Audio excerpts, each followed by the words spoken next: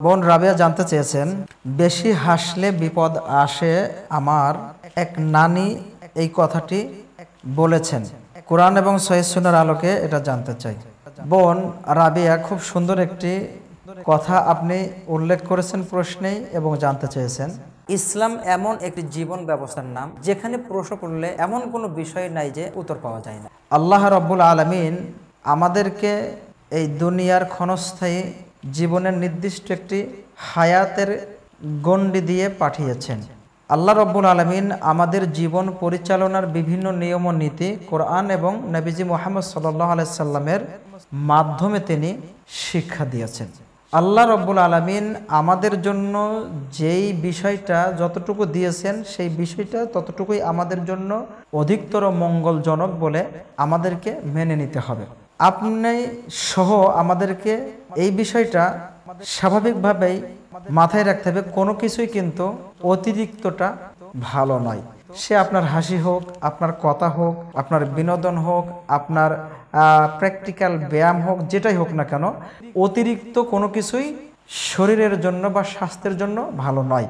তবে আল্লাহ রাব্বুল আলামিন উল্লেখ করেছেন যে তোমরা ফালইয়াদহাকু কলিলাও ওয়াল ইয়াবকু কাসীরা, তোমরা অল্প হাসো আর বেশি বেশি ক্রন্দন করো।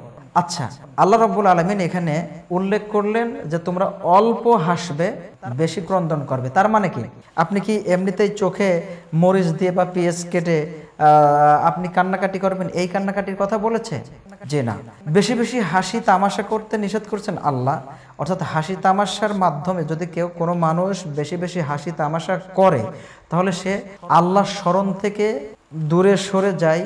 আল্লাহ রাব্বুল আলামিনের যে সকল ভীতিকর বিষয়ের বর্ণনা কোরআন এবং সুন্নাহয় দেওয়া হয়েছে, এইগুলা থেকে সে অনেক অনেক দূরে সরে যায়। এ কথাই প্রমাণ করে যে বেশি বেশি হাসাহাসি করা মাধ্যমে, যেমন মুহাম্মদ সাল্লাল্লাহু আলাইহি সাল্লাম বলেছেন, কোনো মানুষ যখন বেশি বেশি হাসি তামাশা করতে থাকে তখন তার অন্তরটা মরিচা পড়ে যায় বা তার অন্তরটা মরে যেতে থাকে। অর্থাৎ অন্তরের মধ্যে যে একটি পিউরিফিকেশন, যে একটি ভালো জিনিসটা ধারণ করবে, এই জিনিসটা তার ভিতর থেকে আস্তে আস্তে নষ্ট হতে থাকে।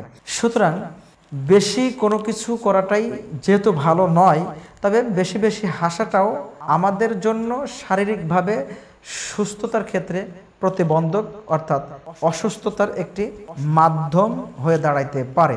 তবে এমনভাবে বলা যাবে না যে বেশি বেশি হাসলে বিপদ আসে।